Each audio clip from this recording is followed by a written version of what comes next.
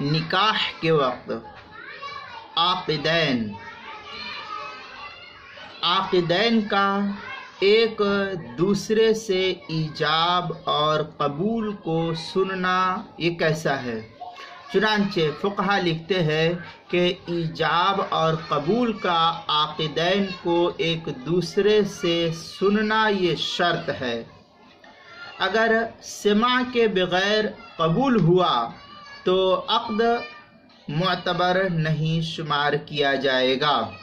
اس لیے جو لوگ نکاح کے گواہ بنتے ہیں اس وقت لڑکیاں اور لڑکے جو کچھ کہہ رہے ہیں اس کو غور سے سننا چاہیے۔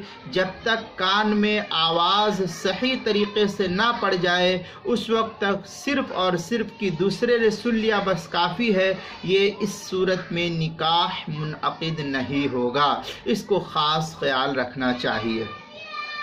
چنانچہ در مختار میں ہے وشرط سماعی کل من العاقدین لفظ الآخر لیتحقق رضاہما۔ یہ عبارت جو ہے فتاوی شام کی در مختار ما شامی کی تیسری جلد صفحہ 72 جو بیروت کا چھپا ہوا نسخہ اس کے اندر، ہندی نسخہ جو زکریا بک ڈپو دیوبند کا ہے اس کی چوتھی جلد صفحہ 86 پر اس کو نقل کیا ہے۔